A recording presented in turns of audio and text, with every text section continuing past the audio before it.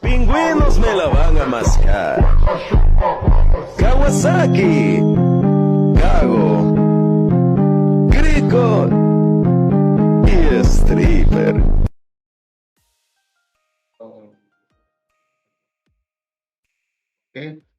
Perkenalkan, nama saya Rangga Pralubis. Saya dari tim BIBD. Di sini kami akan mempresentasikan hasil tugas kami, yaitu analisis jurnal ilmiah dari mata kuliah Bahasa Indonesia. Dan saya di sini akan menjelaskan apa saja pokok pembahasan dan jurnal apa yang kami pakai untuk presentasi kami. Baiklah, di sini ada anggotanya, yaitu saya sendiri Rangga Abdul Lubis, dan ada Muhammad Fadilah Rambe, Asri Hazari, dan Amah Hedi. Selanjutnya pengenalan jurnal ilmiah. Berikut judul jurnal kami, yaitu Perlindungan Terhadap Korban Penyalahgunaan Teknik Defek Terhadap Data Pribadi. Penulisnya yaitu Vika Oktalia dan IGD Putra Aryana, penerbitnya Universitas Udayana, Fakultas Hukum, tahun terbitnya 2022, jumlah halamannya yaitu 12 halaman. Dan selanjutnya pokok pembahasan kami untuk dalam video ini yaitu analisis struktur jurnal ilmiah, analisis kedalaman isi jurnal ilmiah, analisis keterbacaan IYD jurnal ilmiah. Masing-masing dari 3 pokok ini akan dijelaskan oleh teman saya dari ketiga mereka ini. Baiklah, untuk selanjutnya, untuk pembahasan selanjutnya akan dibahas oleh teman saya. Jadi kita langsung saja pada analisis struktur jurnal ilmiah. Di bagian identitas jurnal, di bagian atas ada judul jurnal, di bagian tengah ada penulis email, prodi, universitas, dan penerbit. Di bagian bawah ada nama Open Journal System atau OJS, IC volume 10 nomor 11 pada halaman 1252 sampai dengan 1263. Pada bagian abstrak, pada bagian ini memuat inti dari jurnal tersebut dengan isi permasalahan atau tujuan, cara penelitian, hasil, peraturan perundang-undangan, dan kesimpulan dengan menggunakan bahasa Indonesia dan bahasa Inggris. Kita bisa melihat di sini di bagian atasnya ini menggunakan bahasa Indonesia, di bagian bawahnya juga menggunakan bahasa Inggris. Dan tidak lupa juga penulis membuat kata kunci di bagian akhir ya.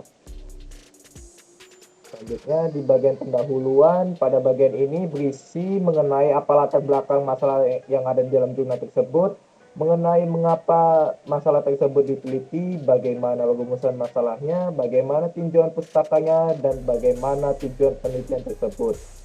Di dalam pendahuluan ini bisa membuat identitas dengan ditunjukkan dengan menulis nama penulis dan membuat tahun penerbit jurnal ilmiah tersebut.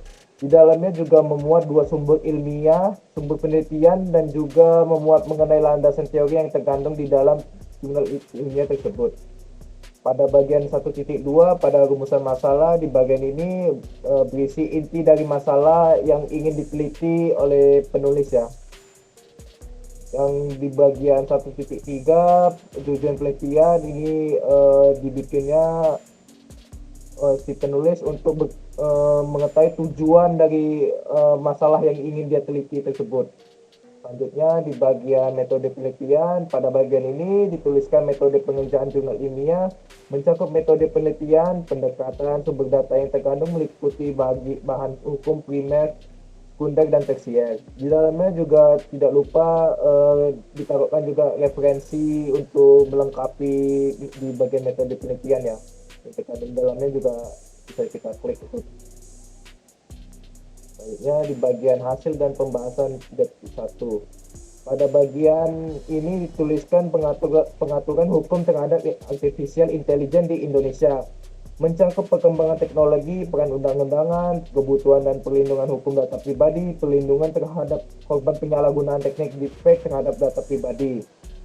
Kita bisa melihat ya di sini di atas ini terisi dengan perlindungan, peran undang-undangan, kebutuhan data pribadi, dan penyalahgunaan deepfake.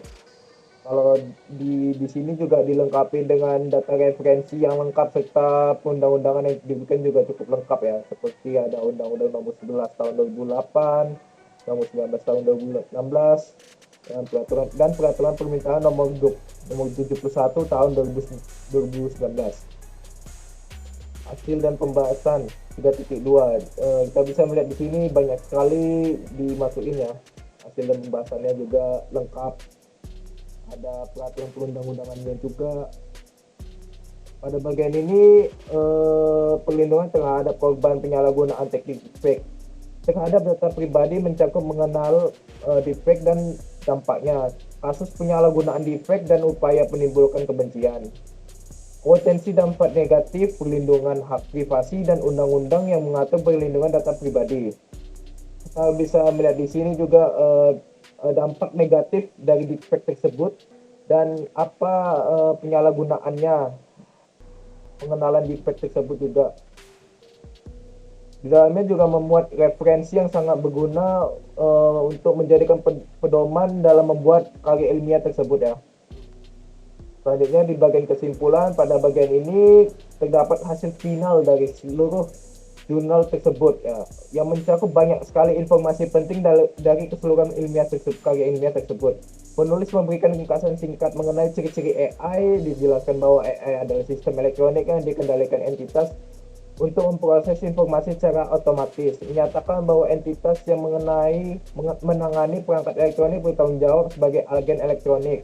Menyajikan contoh nyata kemajuan teknologi AI. Memberikan undang-undang yang valid tentang penyalahgunaan dan perlindungan data pribadi. Dan menyimpulkan dengan merangkum kembali ide-ide utama yang telah dijelaskan dalam kesimpulan serta memberikan penutup yang kuat untuk makalah atau analisis. Kita bisa melihat di sini ya, sini cukup lengkap, juga dilengkapi dengan peraturan undang-undangan juga, dan juga di dalamnya juga ada terkandung sumber referensi yang merujuk pada sumber-sumber yang dibutuhkan dalam menyusun kesimpulan, menambah keakutan dan kreativitas. Selanjutnya pada bagian daftar pustaka, kita bisa melihat di sini juga banyak sekali referensi yang digunakan untuk membuat karya jurnal ilmiah ini ya. Di bagian atas ini kita bisa melihat ada satu buku, di bagian tengah ada jurnalnya dibikin 12 biji nih. Dan juga di bagian ini ada juga website yang digunakan. Di banyak sekali 6 jenis website yang digunakan. Dan di bagian paling bawah ini ada peraturan perundang-undangannya juga yang sangat berguna untuk menambah keakutan dalam pembikinan jurnal tersebut ya. Baiklah, mungkin sekian dari saya. Terima kasih. Wassalamualaikum warahmatullahi wabarakatuh. Halo, saya di sini akan menjelaskan analisis kedalaman isi jurnal ilmiah. Saya di sini tidak akan menjelaskan secara mendetail. Saya akan menjelaskan sesingkatnya. Detailnya dapat membaca PPT kami. Untuk bagian di atas, pada bagian ini meliputi judul jurnal, penulis, program studi penulis, alamat universitas, dan keterangan tambahan. Untuk abstrak dijelaskan bahwa perlindungan hukum terhadap korban penyalahgunaan data pribadi dengan teknik deepfake yang merupakan AI untuk memanipulasi video dengan menyatukan gambar wajah orang yang asli ke dalam video lain sehingga terlihat seperti seolah-olah orang tersebut melakukan atau mengatakan sesuatu. Penelitian ini digunakan melalui metode penelitian yuridis normatif. Selanjutnya, untuk latar belakang masalah, dijelaskan dalam latar belakang masalah ini menggambarkan dua aspek utama, yaitu kemajuan teknologi. Yang pertama, kemajuan teknologi kecerdasan buatan atau AI. Yang kedua, dampak negatif dari penggunaan teknik deepfake terhadap data pribadi. Untuk latar belakang ini memperkenalkan fenomena munculnya aplikasi pertukaran wajah jauh pada Agustus tahun 2019 yang menggunakan teknologi deepfake. Deepfake ini merupakan teknik untuk menyintesis gambar wajah orang yang nyata ke dalam video orang lain, menciptakan potensi untuk pembuatan berita palsu, ancaman, dan informasi pribadi yang tidak valid. Selanjutnya, untuk akhir latar belakang masalah ini menyoroti pertanyaan-pertanyaan krusial seputar pengaturan penggunaan AI di Indonesia, tanggung jawab atas kerugian yang disebabkan oleh penggunaan AI, serta perlindungan hukum dan tanggung jawab antara penyedia dan penggunaan AI. Kesimpulannya ini, untuk latar belakang masalah ini perlunya penelitian yang lebih mendalam dengan judul perlindungan terhadap korban penyalahgunaan teknik deepfake terhadap data pribadi. Untuk rumusan masalah, penelitian ini bertujuan mengidentifikasi regulasi hukum terkait AI di Indonesia, terutama fokus terhadap strategi kecerdasan buatan nasional di tahun 2024 sampai 2045 BPPT. Untuk tujuan penelitian ini, penelitian bertujuan mengkaji pengaturan hukum terkait AI di Indonesia, terutama fokus pada strategi kecerdasan buatan nasional tahun 2020 sampai 2045 BPPT. Tujuannya itu memberikan pemahaman lebih baik tentang kerangka hukum AI di Indonesia dan menilai sejauh mana perlindungan hukum dapat menjawab resiko yang dihadapi individu dalam perkembangan teknologi deepfake. Oke. Untuk metode penelitian yang digunakan, penelitian ini menggunakan pendekatan perundang-undangan atau stated approach, dengan fokusnya terhadap analisis norma-norma hukum terkait penggunaan AI dan perlindungan terhadap korban deepfake. Dengan kombinasi pendekatan ini, penelitian bertujuan memberikan pemahaman holistik terhadap kerangka hukum AI dan perlindungan terhadap korban deepfake di Indonesia. Selanjutnya, untuk hasil dari pembahasan ini memiliki 7: perkembangan teknologi informasi dan komunikasi. Yang kedua, perlindungan hukum terhadap data pribadi. Yang ketiga, AI dan agen elektronik. Yang keempat, fokus pada keamanan dan akuntabilitas. Yang kelima, keterbatasan regulasi yang ada. Yang keenam, resiko keamanan dan perlindungan data pribadi. Maksud saya ada 6 tadi. Yang keenam, yang terakhir, resiko keamanan dan perlindungan data pribadi. Selanjutnya, dijelaskan untuk perlindungan terhadap korban penyalahgunaan teknik deepfake terhadap data pribadi. Dijelaskan di sini, deepfake adalah sebuah teknologi menggunakan AI untuk memanipulasi video. Sebagai contoh, insiden di Indonesia menunjukkan dampak negatif deepfake, di mana seseorang ditangkap karena memposting konten yang merusak citra Presiden Joko Widodo. Selanjutnya, di sini penulis menekankan perlunya peraturan yang jelas dan sanksi tegas untuk mencegah penyalahgunaan deepfake serta mengurangi dampaknya. Penulis juga menjelaskan pentingnya hak privasi sebagai hak asasi manusia dan perlindungan data sebagai syarat utama kebebasan pribadi. Selanjutnya, perlindungan terhadap korban. Di sini dijelaskan bahwa deepfake adalah sebuah teknologi AI untuk memanipulasi video. Selanjutnya, untuk di halaman ini dijelaskan bahwa regulasi terbaru. Dijelaskan bahwa di sini penulis membahas peran Undang-Undang Perlindungan Data Pribadi atau Undang-Undang PDP dalam menanggapi kebutuhan akan peraturan yang komprehensif terkait hak privasi dan perlindungan data pribadi. Selanjutnya di sini penulis membahas kekhawatiran terkait Undang-Undang PDP, termasuk pedoman perlindungan informasi individu dalam konteks kebebasan bersama. Selain itu, penulis membahas pasal 27 Undang-Undang ITE yang terkait dengan penyebaran informasi elektronik. Untuk analisis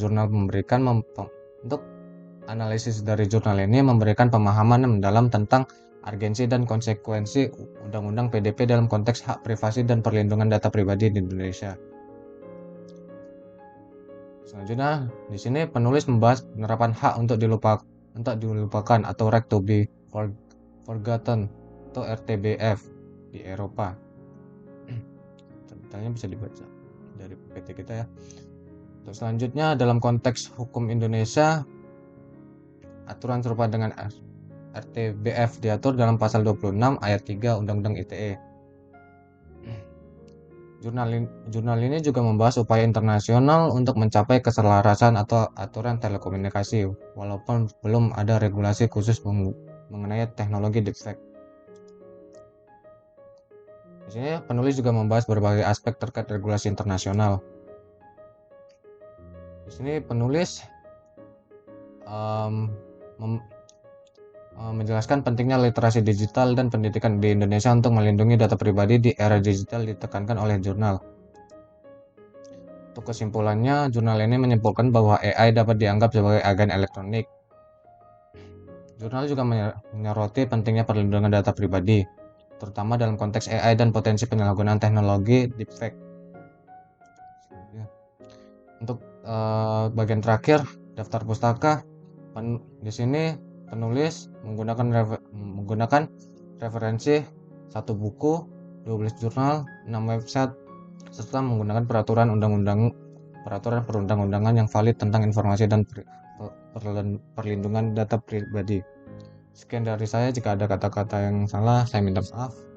Untuk selanjutnya akan dibahas dengan teman saya. Terima kasih.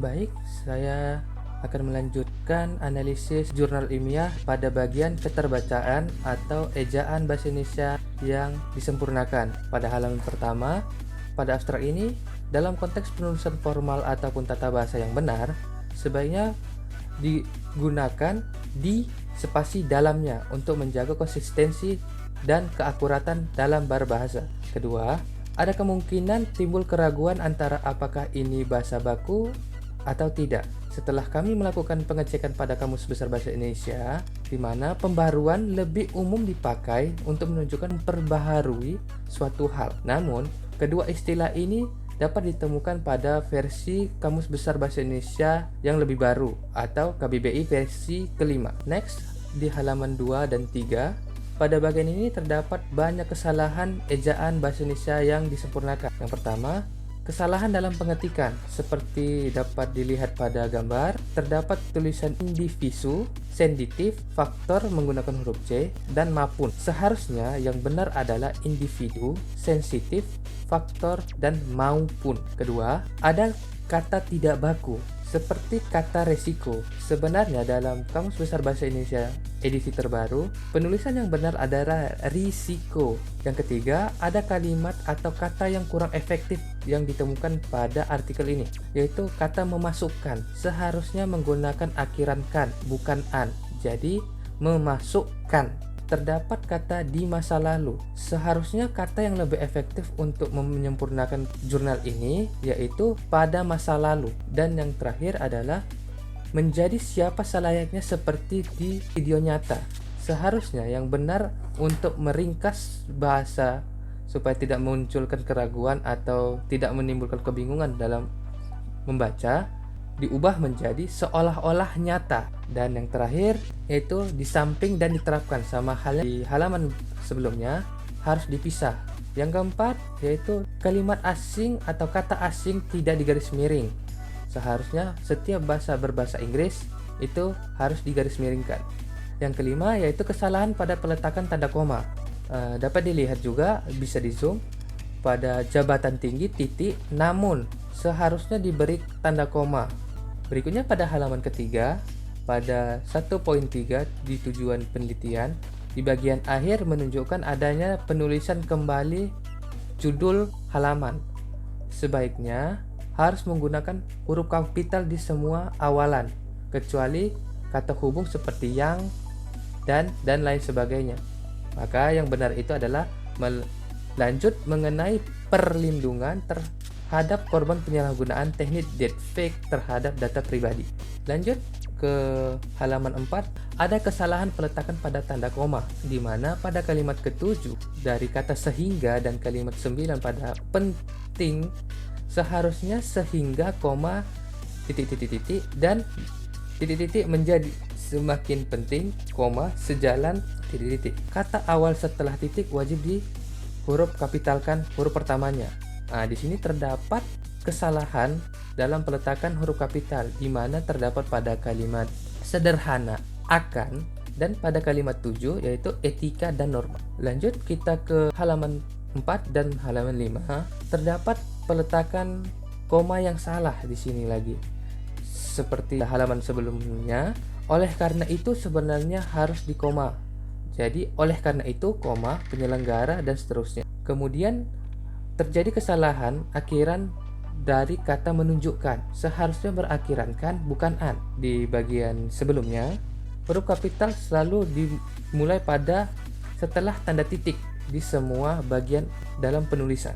Nah, lanjut kita ke halaman 5 dan 6. Di sini terdapat pada penulisan yang salah, yaitu akan video itu benar dibuat oleh orang di dalam video. Kata benar di sini merupakan kata yang tidak benar.